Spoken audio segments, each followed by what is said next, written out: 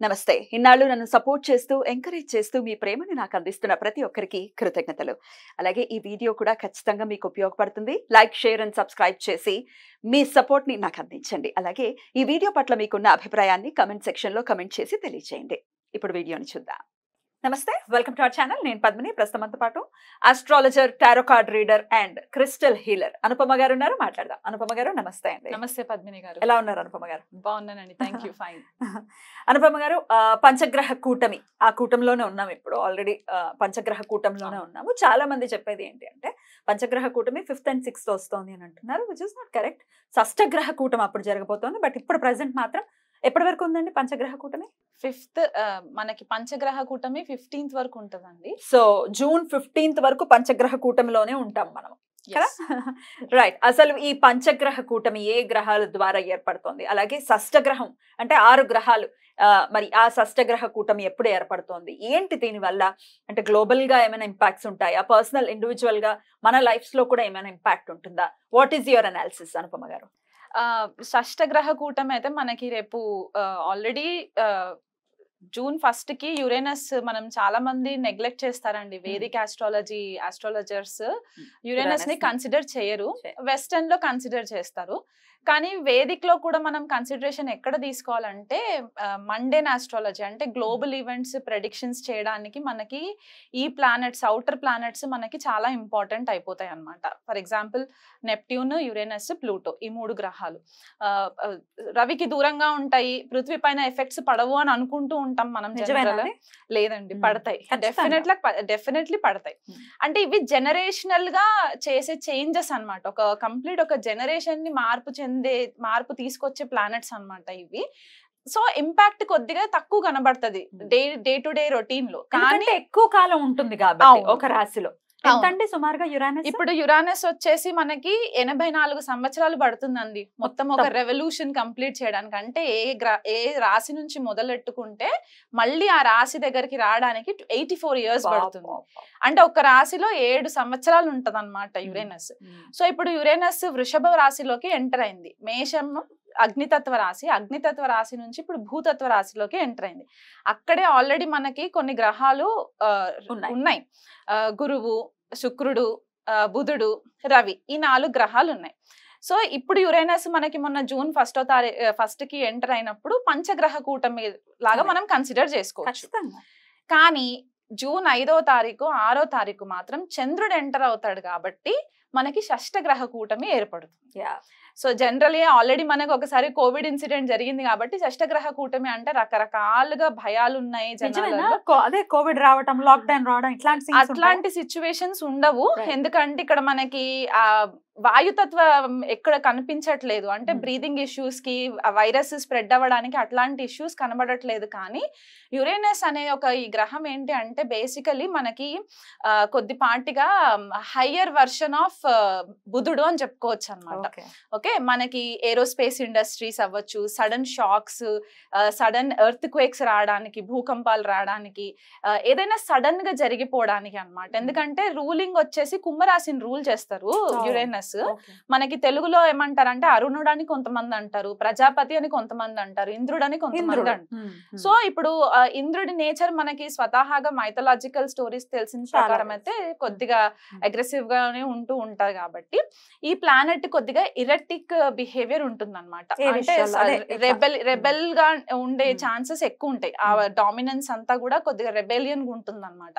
So ఎప్పుడైతే ఇలాంటి గ్రహము మనకి భూతత్వ రాశిలోకి ఎంటర్ అయ్యి 0 degrees లో ఉంటుంది ఇప్పుడు ప్రెసెంట్ గా. ఎందుకంటే స్లో మూవింగ్ ప్లానెట్, మనం శనినే అనుకుంటాము, శని కంటే ఇంకా స్లో మూవింగ్ ప్లానెట్ కాబట్టి 0 degrees టారస్ లో ఉంది ఇప్పుడు ప్రెసెంట్. అంటే కృత్తికా నక్షత్రంలో ఉంటుంది. అక్కడే మనకి గురుడు 8 degrees లో కృత్తికాలోనే ఉంటారు. బుధుడు కూడా మనకి ఇంచుమించు 3 degrees 4 degrees 7 degrees ఉంది. 7 degrees బుధుడు మనకి కృత్తికాలో ఉంటారు. రోహిణిలో రవి అండ్ శుక్రుడు 20-21 degrees క్లోజ్ కంజంక్షన్స్ లో ఉంటాయి. అండ్ తర్వాత మళ్ళీ చంద్రుడు ఎంటర్ అవుతాడు. సో చంద్రుడు కూడా కృత్తికాలోనే, అంటే ఒక 4 గ్రహాలు కృత్తికా నక్షత్రంలోనే ఉంటాయి అన్నమాట. ఆల్రెడీ మనకు తెలిసింది ఏంటంటే కృత్తికా నక్షత్రం అగ్నితత్వ నక్షత్రం. అండ్ సింబల్ కూడా మనకి రేజర్, ఫైర్, కత్తి, ఇవన్నీ తోటి మనం కన్సిడర్ చేసుకుంటాం. సో ఒక ఎరేటిక్ బిహేవియర్ ఉన్న గ్రహము కృత్తికాలోకి ఎంటర్ అయినప్పుడు గురుడు ఆల్రెడీ మనకి వాయుతత్వ గ్రహంగా మనం చెప్పుకుంటాం, ఆకాశతత్వంగా చెప్పుకుంటాం కాబట్టి ఈ ప్లానెట్స్ అన్ని కూడా ఒక క్లస్టర్ ఆఫ్ ఎనర్జీస్ వచ్చేసరికి ఎక్స్ప్లోషన్స్ అయ్యే ఛాన్సెస్ ఎక్కువ ఉంటాయండి మనకి.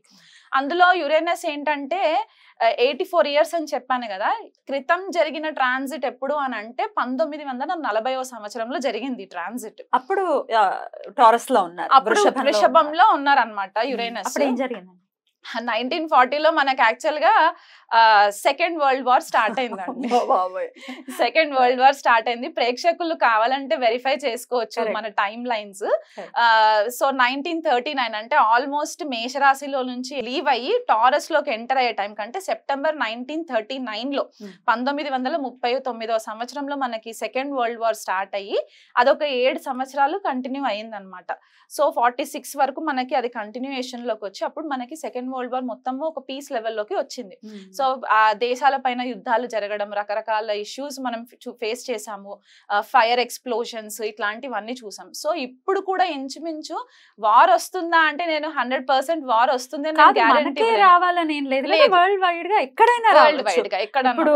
ఇప్పుడు ఓన్లీ మన ఇండియాకే జరగాలని లేదు కదా, గ్లోబల్ గా ఎక్కడైనా జరగచ్చు. ఇప్పుడు యుక్రెయిన్ లో ఆల్రెడీ ఎట్లాంటి వాతావరణం ఉందో మనకు తెలుసు.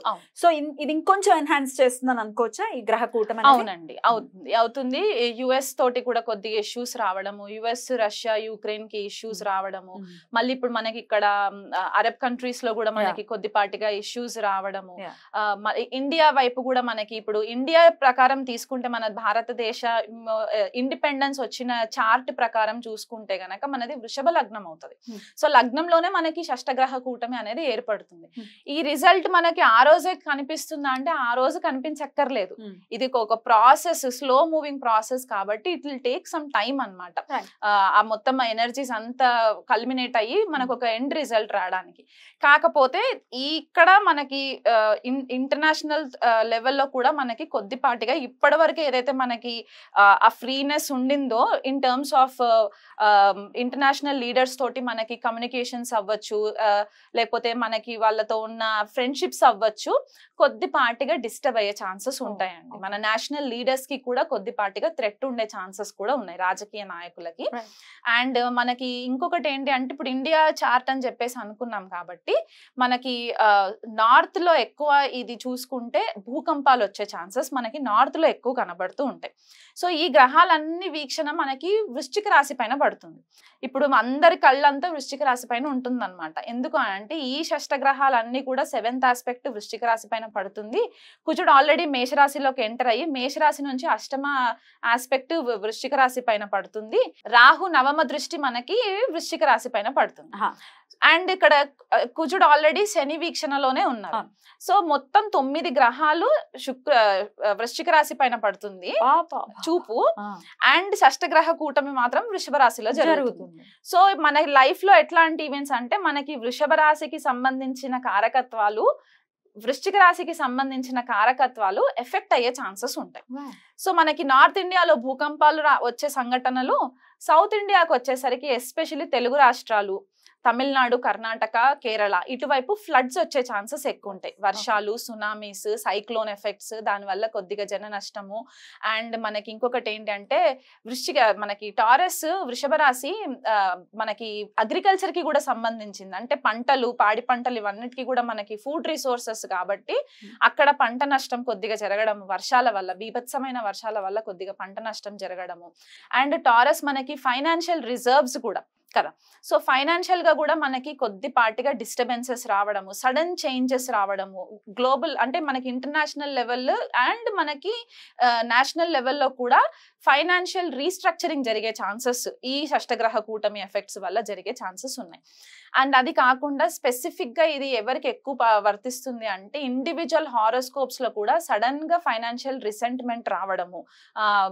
అండ్ ఇంకొకటి ఏంటి అంటే స్టాక్స్ లో ఇన్వెస్ట్మెంట్స్ చేస్తూ ఉంటారు కొంతమంది, స్టాక్స్ లో సడన్ గా లాసెస్ ఫేస్ చేయడము, ఒక కన్ఫ్యూజన్ కైండ్ ఆఫ్ ఎనర్జీస్ మనకి కనబడతాయండి ఈ షష్టగ్రహ కూటమి ఎఫెక్ట్స్ వల్ల. ఎన్నాళ్ళు ఉండొచ్చు ఈ ఇంపాక్ట్స్ అంతా కూడా? ఈ షష్టగ్రహ కూటమి అయితే మనకి 2 రోజులు ఉంటుంది. జూన్ 5. పంచగ్రహం అయితే మనకి జూలై 15వ తారీఖు వరకు ఉంటుంది. అంటే రవి మనకి వృషభ రాశిలో నుంచి మిథునంలోకి వచ్చేయాలి, తర్వాత శుక్రుడు కూడా మిథునంలోకి వచ్చేస్తారు, అప్పుడు బుధుడు కూడా వచ్చేస్తాడు. కాబట్టి ఇంకా లాస్ట్ మిగిలిన గ్రహాలు ఏంటి అంటే గురుడు అండ్ యురేనస్ రెండు కలిసి ఉంటాయి. కాబట్టి ఇది మనకి long lasting effect. Next year కి మనకి కొద్దిపాటిగా డిస్టర్బెన్సెస్ ఇంకెక్కువ విట్నెస్ చేయడానికి ఉంటదండి. అది మనకి మండేన్ లెవెల్లో చెప్పుకునే అంశాలు అన్నమాట ఇవి. ఇండిపెండెన్స్ కి ఒకసారి చెప్పండి, ఏ ఏ రాశి వాళ్ళకి ఎలా ఉంటుంది అనేది ఒకసారి చెప్పండి. ఒకవేళ నెగటివ్ ఇంపాక్ట్స్ కనుకుంటే వాళ్ళు ఏం చేసుకోవచ్చు ఈ ఇంపాక్ట్ నుంచి బయటపడటానికి అనేది కూడా ఒక్కసారి. ఇక మకర రాశి వారికి, మకర రాశి వాళ్ళకి పంచమంలో జరుగుతుంది కాబట్టి ఇక్కడ వీళ్ళకి స్పెక్యులేటివ్ బిజినెస్, సేమ్ మనము కర్కాటక రాశి వాళ్ళకి ఎట్లాగైతే చెప్పుకున్నామో ఇక్కడ వీళ్ళకి కూడా స్పెక్యులేటివ్ బిజినెస్ కి సంబంధించి ఇన్వెస్ట్మెంట్స్ కొద్దిపాటిగా కేర్ఫుల్ గా. అండ్ మకర రాశి వాళ్ళు చాలా మటుకు రియల్ ఎస్టేట్ సైడ్ కూడా ఉండే ఛాన్సెస్ ఎక్కువ ఉంటాయి. సో అక్కడ వాళ్ళు రియల్ ఎస్టేట్ లో ఏమైనా ఇన్వెస్ట్మెంట్స్ చేసుంటే గనక అమ్మకాలు ఏమైనా చేయాలి అనుకున్నా కూడా కొద్దిపాటిగా డెసిషన్స్ వెయిట్ చేసి తీసుకోవడం మంచిది. నన్ను అడిగితే అసలు ఈ అన్ని రాసుల వాళ్ళు కూడా ఒక 1 month ఏ యాక్టివిటీస్ అయినా కొద్దిగా పాజ్ చేసి పెట్టుకోవడం బెటర్ అండి. అందరు స్టాగ్నెంట్ అంటే బెటర్. అంటే అన్నెసెసరీ ఇష్యూస్ లోకి పేపర్ డాక్యుమెంటేషన్ ఇవన్నీ కొద్దిగా ఉంటాయి కాబట్టి కేర్ఫుల్ గా ఉండాలి. పిల్లలకి సంబంధించి మకర రాశి వాళ్ళకి గనక ఏమన్నా లాంగ్ టర్మ్ ప్లానింగ్ ఏదైనా ఉంటే గనక అది కొద్దిపాటిగా ఫేవరబుల్ అయ్యే ఛాన్సెస్ ఉంటాయి, సడన్ ఫేవరబుల్. ఎందుకంటే 2 గ్రహాలు గురు గ్రహాలు అక్కడ ఉన్నాయి, గురువు అండ్ శుక్రుడు ఉన్నారు కాబట్టి అదొక పాజిటివ్ గా మనం కన్సిడర్ చేసుకోవచ్చు. కాబట్టి అదొకటి హెల్ప్ అయ్యే ఛాన్సెస్ ఉంటాయి వాళ్ళకి. సో ఓవరాల్ గా అన్ని రాశుల వాళ్ళకి కూడా చెప్పారు కాబట్టి ఏదైనా రెమెడీ ఉందా? మీరు ఆల్రెడీ చెప్పారు ఏ పనులు చేయకుండా జాగ్రత్తగా ఉండండి అనేది కూడా వన్ ఆఫ్ ద రెమెడీస్ అని చెప్పుకోవచ్చు. అయినప్పటికీ ఇంకా ఆరాధన విషయంలో ఏదైనా చెప్తారా? ఆరాధన విషయంలో అంటే మనకి వృషభంలో ఇవన్నీ ప్లానెట్స్ జరుగుతున్నాయి కాబట్టి అందరూ ఫస్ట్ ప్రే చేయాల్సింది శ్రీ మహాలక్ష్మికి. ఎందుకంటే మనకి రిసోర్సెస్, ఫైనాన్షియల్ రిసోర్సెస్ అవ్వచ్చు, అబండెన్స్ అవ్వచ్చు, భూమికి సంబంధించి పంటలు ఇవన్నీ కూడా వృషభ రాశికే సంబంధించి ఉంటాయి. కాబట్టి శ్రీ మహాలక్ష్మికి ఆరాధన చేసుకోవడము, లక్ష్మి అష్టోత్తరం చదువుకోవడము, ఆవు నెయ్యితో దీపం పెట్టడము, ఇట్లాంటివి రెగ్యులర్ గా చేయాలి 1 month కూడా. అండ్ ఇంకొకటి ఏంటి అంటే మనకి స్కార్పియో కూడా యాక్టివ్ అయిపోయి ఉంది కాబట్టి, అండ్ ఈ మెయిన్ ప్లానెట్స్ ఏవైతే ఉన్నాయో ఈ గ్రహాలన్నీ కూడా కృతికాలో జరుగుతున్నాయి కాబట్టి యుతి మొత్తం కృతికాలో ఉంది కాబట్టి సుబ్రహ్మణ్యేశ్వర స్వామి ఆరాధన చాలా ఇంపార్టెంట్. స్కంద కవచము డైలీ ఒక్కసారైనా సరే ఉదయం లేవగానే స్నానం అవన్నీ చేసేసుకున్న తర్వాత స్కంద కవచము చదవడానికి రాకపోయినా కనీసం ఇంట్లో ప్లే చేయండి. ఎందుకంటే మనం ఈ ఎనర్జీస్ అన్ని కూడా మనల్ని కొద్దిపాటిగా ర్యాష్ డెసిషన్స్ తీసుకునే ఛాన్సెస్, ర్యాష్ డ్రైవింగ్స్ ఇవి జరిగే ఛాన్సెస్ ఉంటాయి. కాబట్టి మనల్ని మనం ప్రొటెక్ట్ చేసుకోవడానికి and at the same time ధర్మబద్ధంగా దేశ సంరక్షణ కోసం కూడా మనం ఆలోచించాలి. కాబట్టి స్కంద కవచము రెగ్యులర్ గా వినడము ఇదొకటి చాలా ఇంపార్టెంట్. వీళ్ళు కుదిరితే సుబ్రహ్మణ్యేశ్వర స్వామికి అర్చన అభిషేకాలు చేసుకోవచ్చు. రైట్ అండి, చాలా బ్యూటిఫుల్ గా ఎక్స్ప్లెయిన్ చేశారు. డెఫినెట్లీ, ఎందుకంటే యురేనస్ ని కన్సిడర్ చేస్తూ గనుక ఒకవేళ ప్రిడిక్షన్ ఇస్తే ఎంత అక్యురేట్ గా ప్రిడిక్షన్ వస్తుంది అనేది చెప్పటం అనేది ఎవరికి వారు దాన్ని చూడాల్సిందే కదా. చాలా మంది కన్సిడర్ చెయ్యరు, కానీ ఇంత మేజర్ రోల్ ని ప్లే చేస్తారు. యురేనస్ అవ్వచ్చు, నెప్ట్యూన్ అవ్వచ్చు, డెఫినెట్ గా రోల్ ని ప్లే చేస్తారు. మీరు కూడా మీ ప్రిడిక్షన్ మీరు చూస్తారా? చూస్తానండి, డెఫినెట్లీ చూస్తాను. అంటే మనకి యురేనస్ ఆస్ట్రాలజీకి చాలా ఇంపార్టెంట్ ప్లానెట్ అన్నమాట, జ్యోతిష్య విద్యకి అండ్ ఏరోస్పేస్ ఇండస్ట్రీకి కూడా చాలా ఇంపార్టెంట్. ఎందుకంటే కుంభరాశిలో రూల్ చేసినా సరే శతభిష నక్షత్రం మనకి యురేనస్ కి కన్సిడర్ చేస్తారు బేసికల్ గా. చాలా అద్భుతంగా వివరించారు. ఈ నెలలు కూడా వీలైతే కూడా అందరూ చాలా జాగ్రత్తగా ఉంటూ అటు సుబ్రహ్మణ్యేశ్వర స్వామి ఆరాధన అండ్ లక్ష్మీదేవి ఆరాధన చెప్తున్నారు కాబట్టి అవి చేసుకుంటూ అందరికీ ప్రశాంతవంతంగా ఈ సమయం వెళ్ళాలని మనస్ఫూర్తిగా కోరుకుంటూ చక్కగా మాకు తెలియజేశారు. కృతజ్ఞతలండి. నమస్తే. నమస్తే అండి.